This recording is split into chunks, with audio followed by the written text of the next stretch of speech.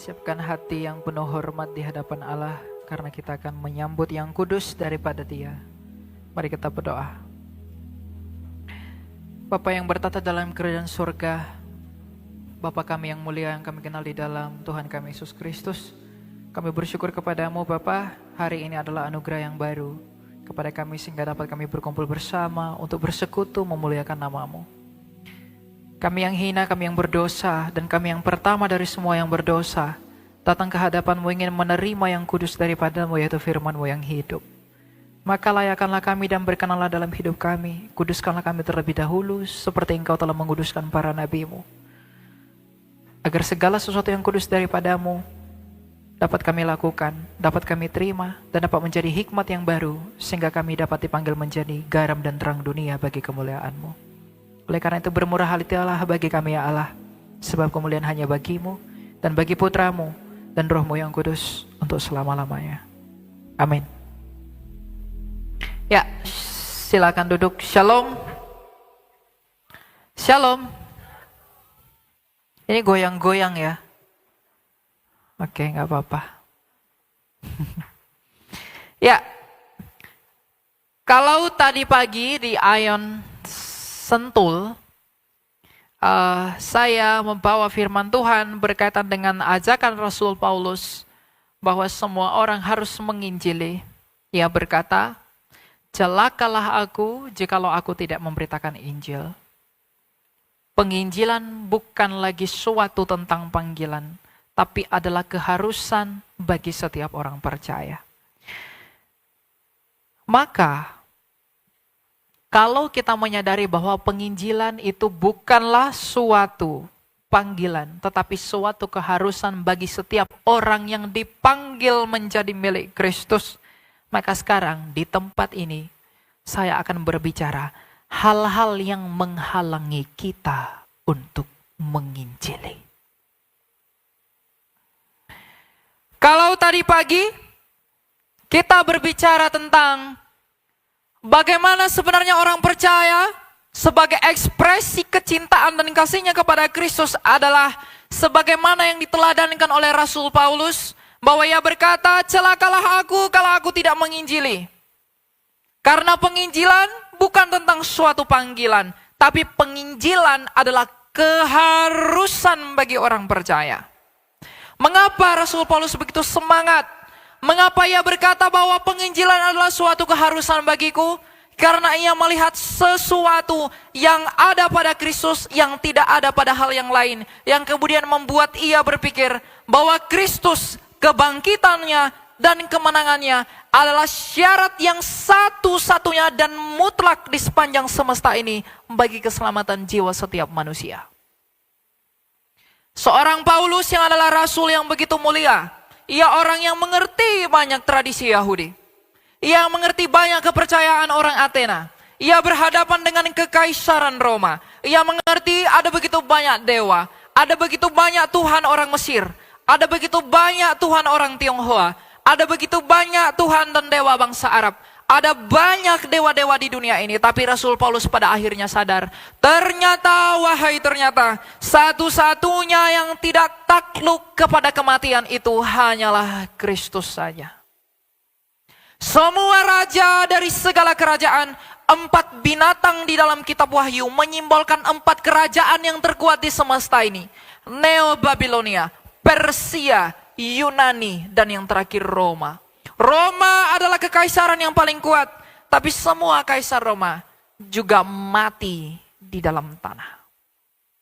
Semua pemimpin dunia, filsuf Yunani yang terkemuka, semua takluk kepada kematian. Cleopatra sekalipun mati di dalam tanah. Tetapi Rasul Paulus sejak awal dia semangat sebagai seorang pembunuh, ia menyadari bahwa Kristus yang telah bangkit ini membuktikan bahwa memang dia adalah Tuhan dan Allah. Karena Allah itu hidup, tapi ia sendiri di dalam kebangkitannya membuktikan bahwa dialah sang hidup itu. Dan tidak ada yang seperti dia. Maka bagaimanapun semua orang, jikalau mau memperoleh hidup, harus percaya kepada Kristus yang satu-satunya jalan.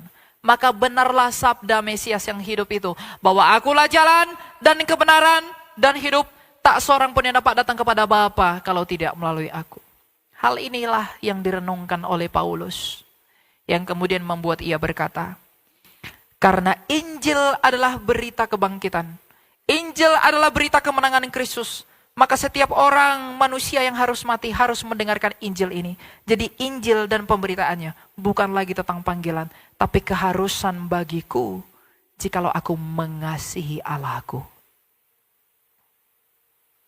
Karena jikalau kita mengaku mengasihi Allah, maka kita melakukan perintah Allah. Sebab sabda Sang Bapa, yakni Kristus sendiri berkata, jikalau engkau mengasihi aku, engkau pasti melakukan perintahku. Apa perintah Kristus? Dalam Matius 28 ayat 19 dan berikutnya, ia berkata, pergilah, jadikanlah semua bangsa muridku. Baptislah mereka dalam nama Bapa dan Putra dan Roh Kudus. Jadi jikalau kita mengaku mengasihi Kristus, kita harus memberi diri untuk dipersiapkan bagi penginjilan. Dan Paulus berkata, celakalah aku kalau aku tidak memberitakan Injil. Maka ujilah dirimu sendiri. Jadi jikalau Paulus telah melihat bahwa ada begitu hal yang begitu kuat, ada hal yang begitu mendasar yang membuat Rasul Paulus ingin menginjili semua orang, sehingga dia tidak takut mati, dia tidak memperdulikan penganiayaan, dia tidak memperdulikan penyiksaan yang terjadi padanya oleh karena perintah-perintah Kristus. Maka ia sendiri berkata, sekalipun aku mengalami semuanya itu, Kristusku berkata aku berbahagia. Lalu apakah pentingnya penganiayaan manusia? Tetapi semangat yang seperti itu tidak akan pernah lahir tanpa pengenalan akan siapa kamu di hadapan Allah. Maka sekarang izinkan saya untuk memberitahu siapakah saya, siapakah kamu di hadapan Allah. Filipi 3 ayat 17 sampai 19. Saudara-saudara, ikutilah teladanku dan perhatikanlah mereka. Ini rasul yang sama, ia menulis dari penjara. Yang hidup sama seperti kami telah menjadi teladan bagimu. Sebab seperti yang telah kerap kali kukatakan kepadamu, dan yang kunyatakan pula sekarang sambil menangis, banyak orang yang hidup sebagai seteru salib Kristus. Kesudahan mereka ialah kebinasaan. Ilah mereka ialah perut mereka. Kemuliaan mereka ialah aib mereka. Pikiran mereka semata-mata tertuju pada perkara duniawi. Ilah mereka adalah perut mereka. Kemuliaan mereka ialah aib mereka. Pikiran mereka adalah hal-hal yang duniawi. Bukankah kita seperti ini? Inilah yang menghalangi setiap orang yang mengaku mengikut Kristus. Pada akhirnya tidak sadar kepada panggilan sebagaimana Kristus telah memanggil Paulus menjadi rasulnya dan menjadi penginjil yang besar. Hal-hal inilah ketika ia memuliakan aibnya, ketika ia mengilahkan perutnya, kemudian ketika ia menganggap bahwa hal-hal dunia ini yang terpenting bagi dirinya, hal-hal inilah yang membuat manusia buta akan panggilan sebagaimana panggilan Kristus kepada Paulus. Selama kita memuliakan aib kita, selama kita menuhankan perut kita, selama kita berpikir tentang hal-hal duniawi ini, maka kita tidak akan pernah menemukan, maka kita tidak akan pernah merasa cocok dengan ucapan Rasul Paulus yang berkata bahwa aku wajib menginjili. Sebab penginjilan adalah berbuah bagi kemuliaan Allah. Tetapi itu menyiksa dagingmu. Penginjilan itu akan menyakitimu. Tetapi Kristus berkata, berbahagialah kamu. Sekali lagi, berbahagialah kamu. Orang-orang akan kesulitan mengerti bahwa celakalah aku jikalau aku tidak memberitakan Injil. Orang-orang akan kesulitan mengerti ucapan Paulus itu kalau mereka masih hidup di dalam mengilahkan hal-hal dunia, menuhankan perut mereka, berpikir tentang hal-hal duniawi. Maka mereka akan berkata, untuk apa aku menginjili? Aku akan kehilangan ini. Kalau aku memberitakan Yesus, mereka akan meninggalkan aku. Kalau aku taat kepada Kristus, bisnisku akan rusak. Apapun yang kulakukan, aku akan rugi. Jikalau kita memperdulikan hal-hal yang demikian, mengesampingkan Kristus bukan sebagai hal yang utama dalam hidup kita, lalu mengapa engkau dan saya menyebut dirimu Kristen?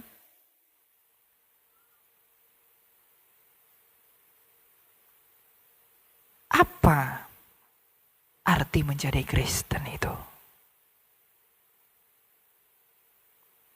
Bukankah banyak orang terlalu pede mengatakan dirinya Kristen, tetapi ia masih menganggap kemuliaanku adalah dunia ini.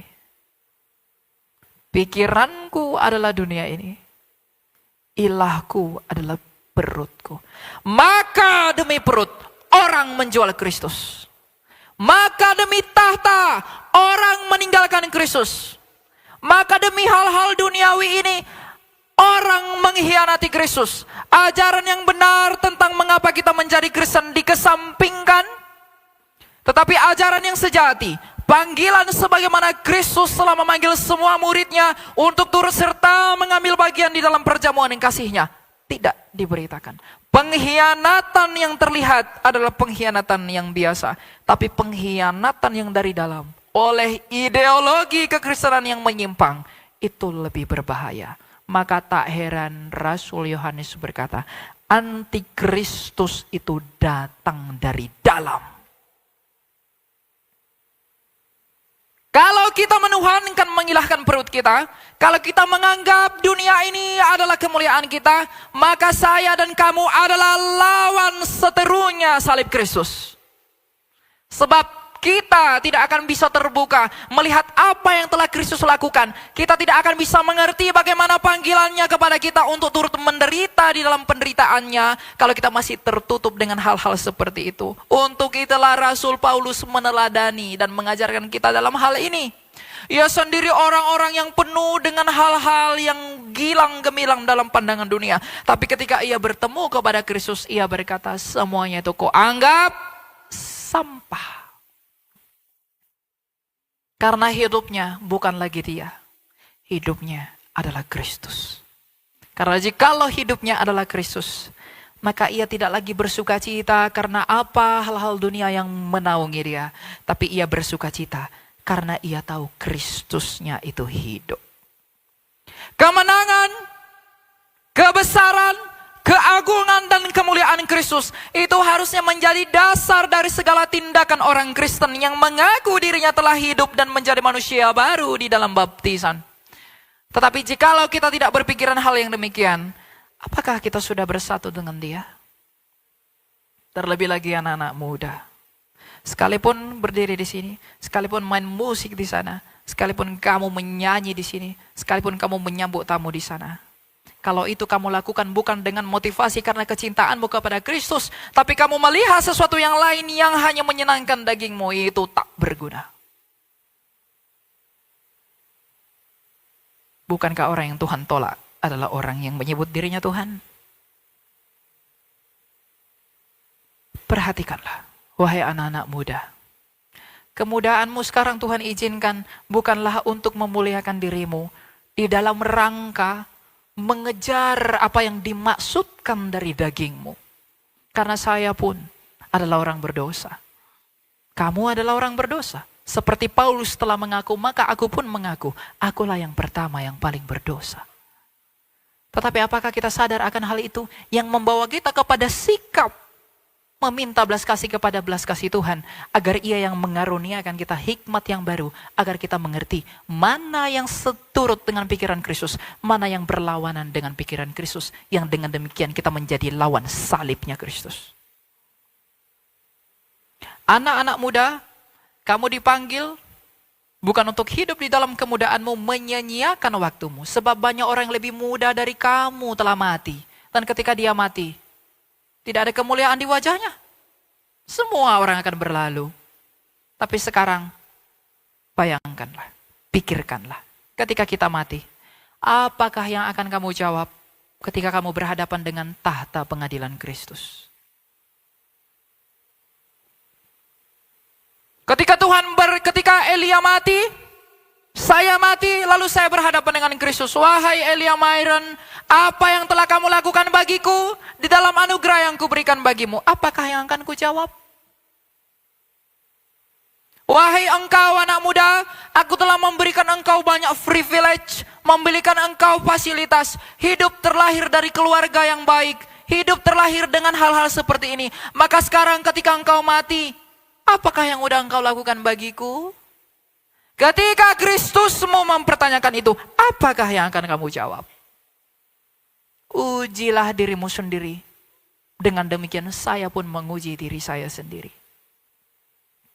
Maka kalau kita tahu, kita tidak tahu apa yang akan kita jawab, maka mulai sekarang benarlah perkataan Paulus.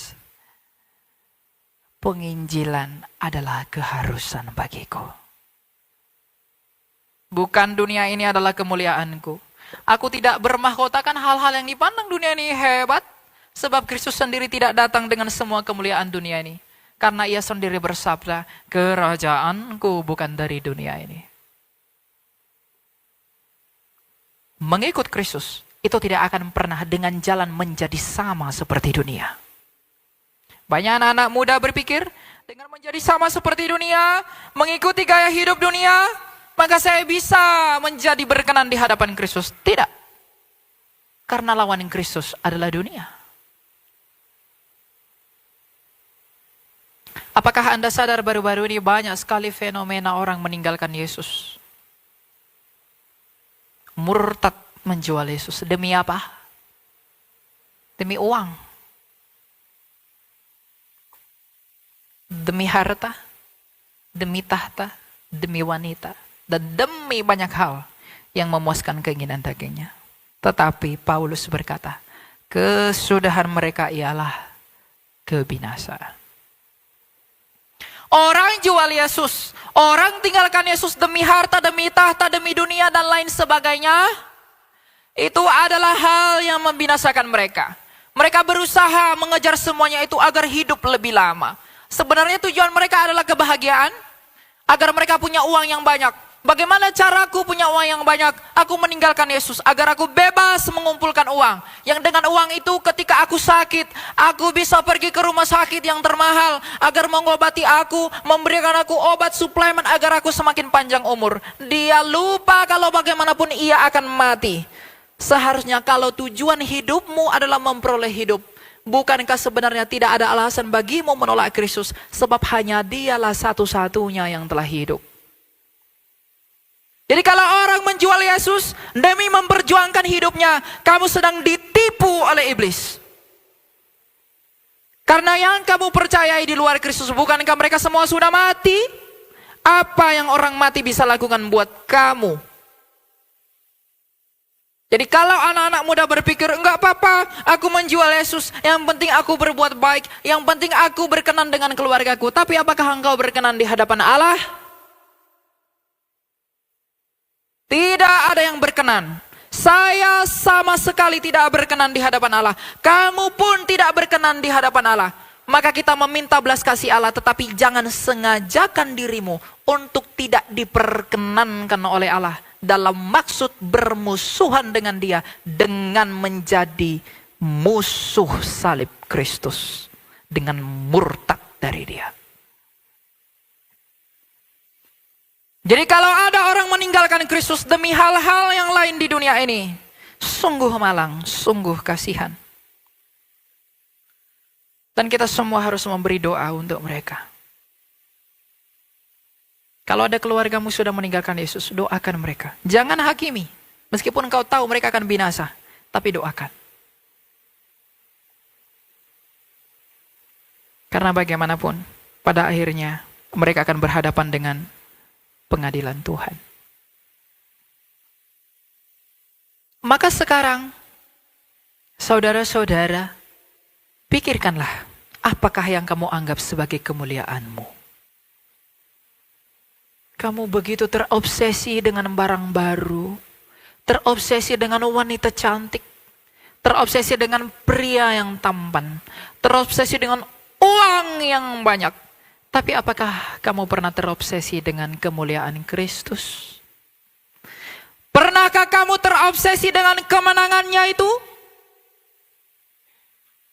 Di mana hartamu berada, ke situlah hatimu pergi.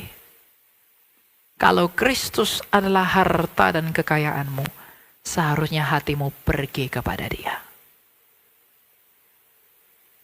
Tapi kalau yang lain-lain,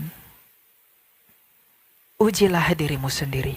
Layakkah engkau dan saya menyebut diri kita Kristen? Jangankan menyebut diri kita Kristen, bahkan lebih jauh. Apakah kita layak mengaku sebagai orang yang diselamatkan dengan pikiran yang sia-sia? Roh Allah itu memperbarui akal budi. Roh Allah itu memperbarui pikiran kita ketika kita di dalam Kristus. Bukan lagi mengikuti filsafat yang kosong, tetapi mengikuti pikiran-pikiran Kristus.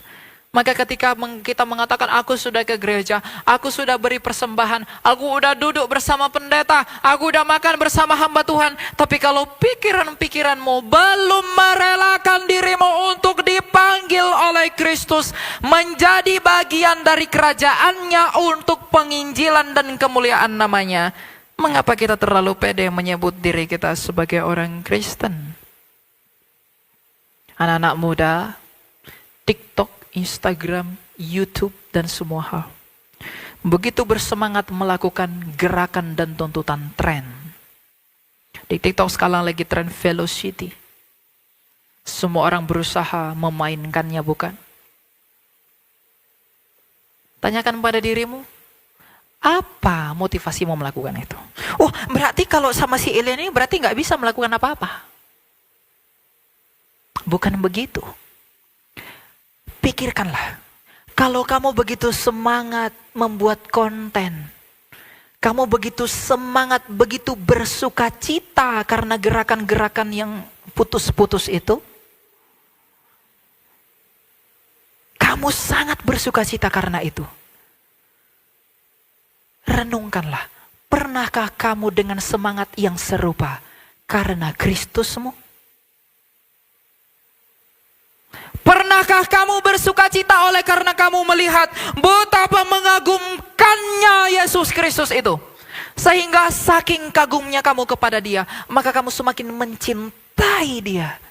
Kamu semakin radikal akan cintamu kepada Dia. Maka ucapan Paulus yang berkata, celakalah aku kalau tidak memberitakan Injil, itu akan menjadi benar bagimu. Tapi itu akan menjadi berat bagi orang yang masih menganggap perutnya adalah ilahnya. Dunia adalah kemuliaannya. Itu akan sulit dipahami oleh orang-orang seperti itu. Maka ketika kita mengerti bahwa dunia bukanlah kemuliaan saya dan kamu, perut kita, perut untuk makanan, makanan untuk perut. Jadi jangan berdebat, boleh makan babi atau tidak. Itu jangan permasalahkan. Karena Kristus adalah makanan yang membuat kamu hidup. Maka pernahkah saya dan kamu mengizinkan dan memperkenankan Dia untuk masuk ke dalam perut kita, untuk memperbaharui hal-hal jiwa dan rohani kita? Sebentar lagi kita akan Paskah dan saya diundang untuk mengisi Paskah di sini. Nanti saya akan berbicara tentang apa yang Kristus lakukan. Tapi sebelum itu terjadi, renungkanlah. Sebelum Ia terpaku, sebelum Ia menggenapi semua tuntutan kitab suci dan nubuatan para nabi. Bukankah Ia terlalu hebat? Bukankah Ia terlalu agung? Bukankah Ia terlalu suci untuk terpaku di kayu salib itu oleh karena kamu? Layakkah saya orang yang hina ini menerima Dia dalam kekudusannya? Di mana malapetaka itu tidak ditimpakan kepada saya tetapi kepada Dia sendiri. Seharusnya jikalau manusia sadar tentang perkara-perkara batinia, dia bersyukur mengingat apa yang Kristus Yesus lakukan. Dia akan bersyukur mengingat apa yang Tuhannya lakukan untuk dia, bukan untuk Tuhannya sendiri. Maka rasa syukur itu akan membuat kamu berani menerima bahwa celakalah aku kalau tidak memberitakan Injil. Sekali lagi, celakalah aku kalau aku tidak memberitakan Injil. Wahai anak muda, kamu pergi ke tempat-tempat bagus, kamu cari produk-produk bagus agar aku glowing, ya. Bajuku bagus begini segala macam. Kamu datang ke sini tidak perlu baju bagus. Kamu di sini pakai baju bagus, sepatu bagus, apa semua, tapi hatimu jauh dari Dia, tidak berguna. Ya, tidak berguna. Bukankah begitu saleh penampilan Farisi? Bukankah begitu kotor penampilan Petrus karena ia nelayan ikan? Tapi siapakah yang diperkenankan dari keduanya?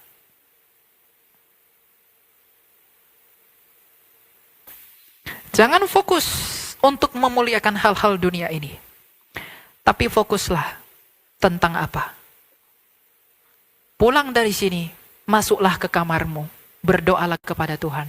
Katakanlah, Tuhan, apakah yang akan kujawab di hadapan pengadilan-Mu ketika aku mati? Ingatlah selalu akan kematian kita, agar kita tidak bermain-main di dalam setiap langkah. Kalau kita mengerti bahwa betapa cepatnya orang akan meninggalkan kita setelah kematian kita, betapa cepatnya orang melupakan kamu setelah kematianmu, engkau tidak akan mau melakukan apapun selain daripada yang Allahmu sukai. Karena setelah kamu mati, kamu hanya berurusan dengan Dia. Maka sekarang, siapakah manusia sebenarnya? Siapakah saya, Elia Myron, sehingga saya harus dilihat oleh Allah? Saya setiap hari hanya merancangkan yang buruk, sedangkan ia sibuk merancangkan yang baik. Ia melakukan hal-hal yang mulia, dan saya hanya membalas dengan dosa. Pernahkah kita mengakui hal seperti itu di hadapan Allah? Kalau tidak pernah, mengapa kita menyebut diri kita Kristen? Aku menjadi Kristen karena aku ingin menjadi kaya mengikut Dia. Aku menjadi Kristen agar aku memiliki apa yang tidak aku miliki. Agar aku memperoleh penghiburan dagingku. Maka kamu tidak mengerti apa makna menjadi Kristen itu. Menjadi Kristen itu adalah dibakar di dalam api oleh iman dan rahmatnya Kristus, agar semuanya murni demi memasuki perjamuan kasih-Nya dalam kekekalan. Iman itu kita gunakan sebagai perisai. Iman itu kita gunakan sebagai estafet, di mana setiap hari kita membawa iman itu menjadi kekuatan kita, melawan hawa nafsu kita, melawan kedagingan kita, melawan pikiran-pikiran yang tidak berkenan di hadapan Kristus. Yang dengan demikian kalau itu terjadi, maka kita sendiri akan berkata, aku tidak peduli pada hidupku karena aku bukan lagi aku, tapi aku adalah Kristus. Jadi jikalau kita semua harus memberi diri bagi kemuliaan dan pewartaan Injil, maka bukankah seharusnya kita tidak perlu memusingkan soal penghidupan kita? Karena Paulus menasihati Timotius, seorang prajurit yang berkenan bagi Allah adalah prajurit yang tidak memusingkan penghidupannya agar ia berguna bagi komandannya. Maka ini menjadi pertanyaan buat pelayan-pelayan yang di sana, yang di situ, termasuk saya pribadi. Saya menunjuk satu kepada kamu, 3 tangan saya menunjuk saya. Artinya pertanyaan ini buat semua orang. Apakah motivasimu melayani Allah? Kalau kita dipanggil untuk menginjili, kalau kita dikatakan oleh Rasul Paulus, celakalah aku kalau aku tidak menginjili, karena itu adalah keharusan bagiku, maka ucapan yang keluar dari Rasul Paulus itu, bukankah seharusnya motivasi kita harus sama dengan motivasi Paulus? Apa motivasi Paulus ketika berkata hal itu? Simple. Bahwa hidupku bukan lagi aku. Hidupku adalah Kristus. Karena dia tahu kalau hidupku adalah aku hanya akan ditelan oleh tanah. Tapi kalau hidupku adalah Kristus, Kristusku telah menang dari kematian. Ia bangkit sebagai satu-satunya pribadi yang bangkit di sepanjang sejarah alam semesta ini. Artinya hanya Dia yang tidak kalah kepada kematian. Maka aku yang mati harus menggantungkan, mempercayakan hidupku kepada Dia yang telah hidup, agar aku memperoleh hidup sama seperti Dia yang telah hidup itu. Bukankah itu obsesimu, wahai anak-anak muda? Bukankah seharusnya saya terobsesi dengan hal itu? Betapa mengagumkannya ternyata pribadi itu. betapa besarnya Allahmu. Betapa tulusnya kasih-Nya. Pernahkah kita kagum kepada Kristus karena hal-hal itu? Atau kita hanya kagum kepada berkat-berkat-Nya saja? Kita hanya kagum pada hal yang tampak, tapi kita tidak kagum kepada apa yang tidak kelihatan, yang dilakukan secara misteri di dalam kerajaan-Nya. Ia berkata, di rumah Bapakku ada banyak tempat tinggal. Kita tidak melihat itu. Tetapi bukankah hal itu seharusnya mengagumkan kita? Betapa murah hatinya Kristus itu. Ia telah mempersiapkan yang terbaik bagiku, sedangkan aku ini bukanlah apa-apa. Apa susahnya Tuhan itu membinasakan kita semua. Ia menciptakan manusia yang lain, Bapak Ibu. Tapi Ia tidak mau. Karena sekalipun kita ini hina, kita ini berdosa, Dia setia pada janji-Nya. Agar kita dipulihkan menjadi anggota kerajaan-Nya. Lalu, apakah alasan yang cukup untuk tidak mengagumi Dia? Lebih dari apapun.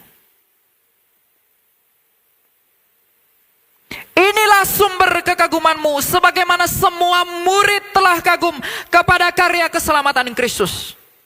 Ketika Petrus berkhotbah di Roma, sementara ia disalibkan terbalik, ia masih tetap menginjili. Sementara tubuhnya dicabik-cabik, ia tetap memberitakan Injil.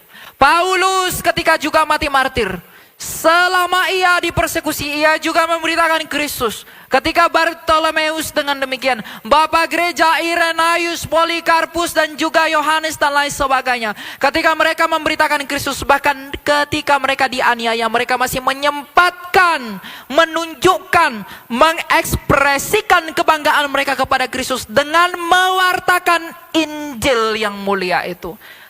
Tapi kita sekarang bukan dalam sedang penganiayaan, kita sedang hidup enak-enak, kita sedang hidup nyaman, tapi mulut kita tidak mau memberitakan Injil. Bukankah saya dan kamu seharusnya malu kepada para rasul itu?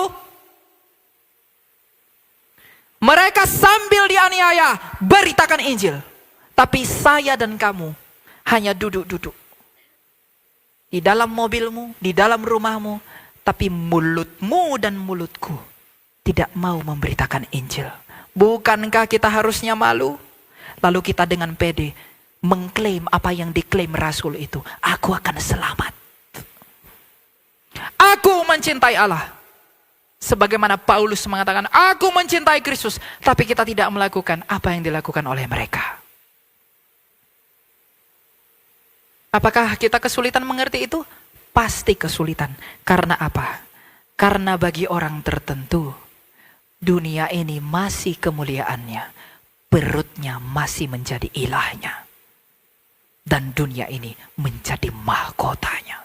Selama itu tidak dilepas, jangan berharap akan memiliki pengertian tentang mengapa Injil dan kabar baik itu harus diberitakan. Karena itu saudara-saudara, sebagaimana Paulus Rasul kita yang mulia telah menasihatkan, maka melalui surat Rasul Paulus ini, aku juga menasihatkan diriku sendiri dan kamu, setialah di dalam Kristus.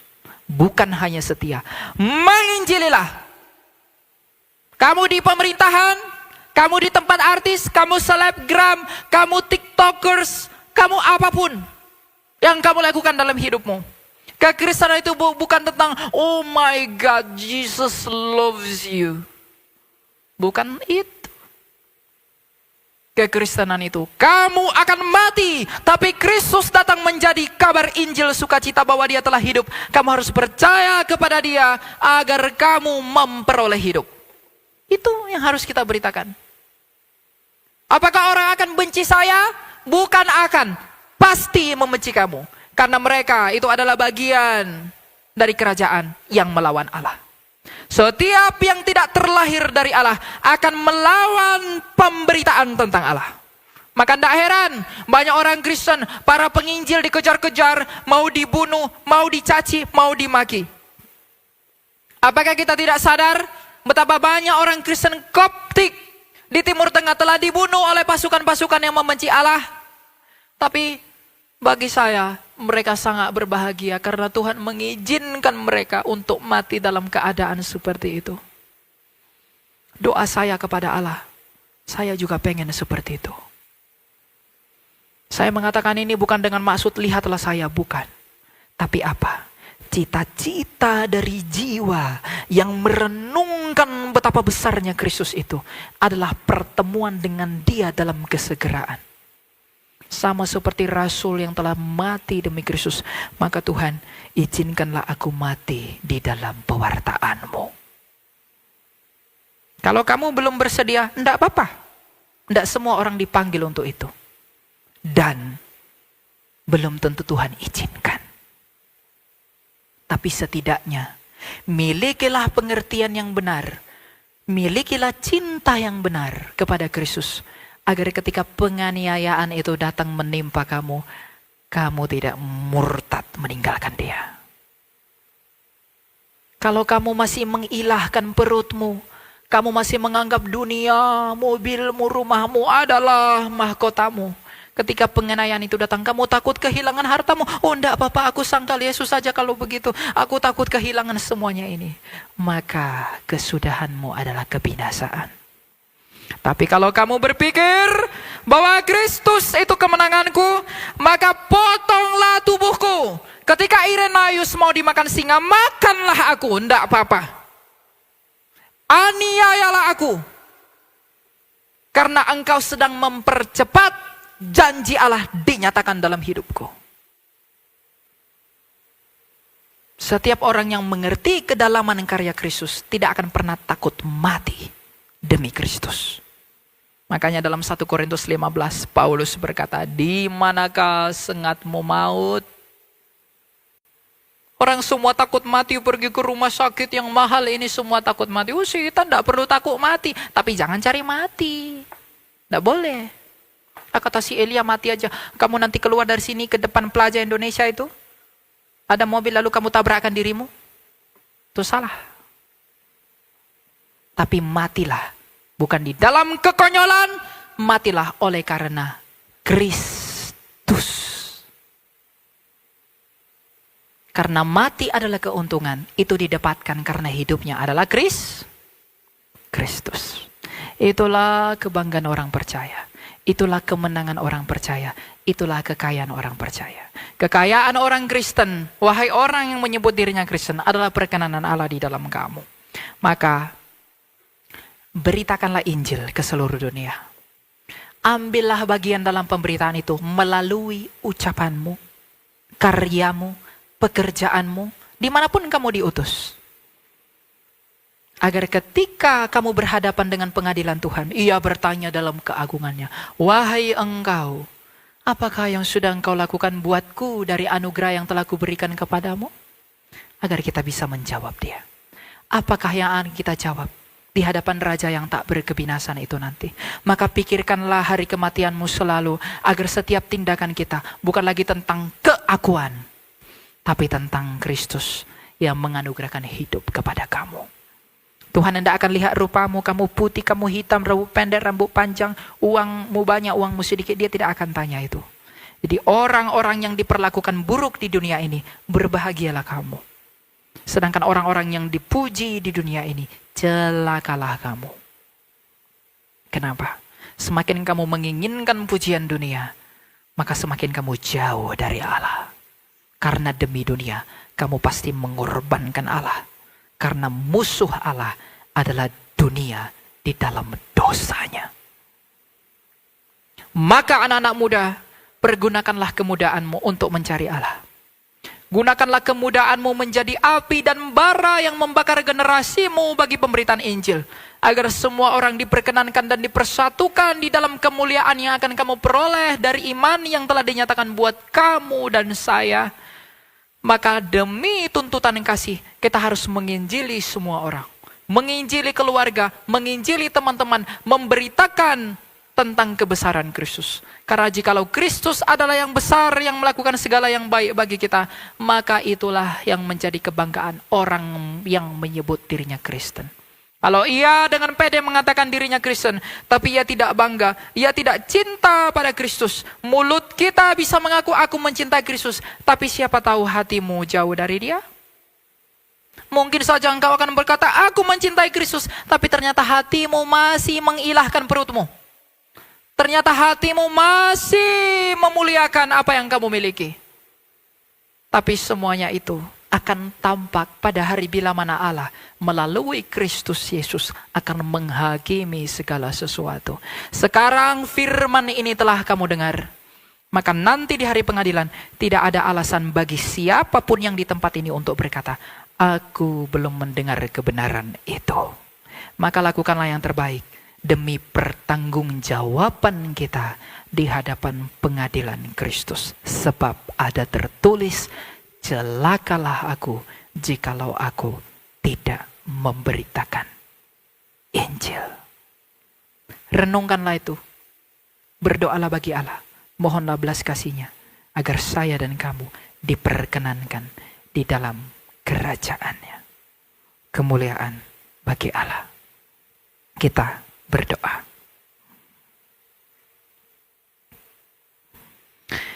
Bapa yang bertata dalam kerajaan surga, terima kasih Engkau telah mengajar kami tentang bagaimana kami harusnya memuliakan Engkau.